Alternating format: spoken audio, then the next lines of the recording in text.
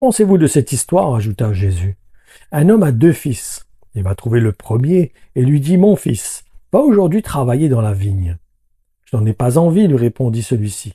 Mais plus tard, il regrette d'avoir répondu ainsi et se rend dans la vigne. Le père va trouver le fils et lui fait la même demande. Celui-ci lui répond, oui, Seigneur, j'y vais tout de suite, mais il n'y va pas. Lequel des deux a fait la volonté de son père? C'est le premier, répondirent-ils. Et Jésus ajouta, vraiment, je vous l'assure, les voleurs et les prostituées vous précèdent dans le royaume de Dieu. En effet, Jean est venu, il vous a montré comment vivre pour être juste aux yeux de Dieu, et vous n'avez pas cru en lui. Entre parenthèses, cela signifie qu'il voulait montrer qu'ils n'ont pas voulu croire en Jésus-Christ, en tant que le Messie, en tant que le Sauveur qui vient sauver les Juifs. Ils ont durci leur cœur. Mais c'était un plan de Dieu, par contre, pour eux. C'était le plan de Dieu, afin que l'Évangile puisse aller dans le monde entier. Je continue. Tandis que les voleurs et les prostituées ont cru en lui. Eux, les voleurs et les prostituées, ont cru en Jésus. Et bien que vous ayez eu leur exemple sous vos yeux, vous ne vous êtes pas repentis de votre attitude pour croire finalement quand même en lui. Nous ne devons pas non plus oublier cette exhortation qui est exprimée par Jésus-Christ dans Jean 15.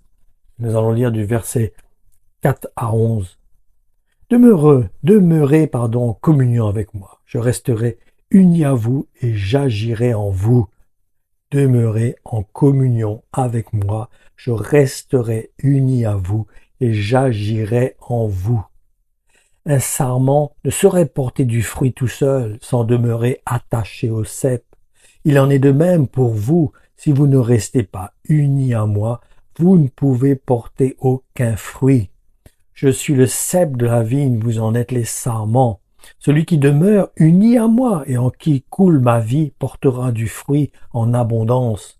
Car séparés de moi, vous ne pouvez rien faire du tout. Entre guillemets, n'oublions pas qu'il dit aussi que si une branche ne porte pas de fruits, il la retranche, il la jette au feu. Ça aussi, c'est un avertissement qu'il faut porter attention. Je continue.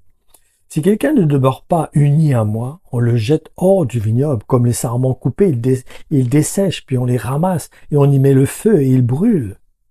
Mais si vous demeurez en communion avec moi, et si mes instructions restent vivantes dans vos cœurs, vous pourrez demander ce que vous voudrez, vous l'obtiendrez. Si vous produisez du fruit en abondance, et qu'ainsi vous devenez vraiment mes disciples, mon Père en sera honoré.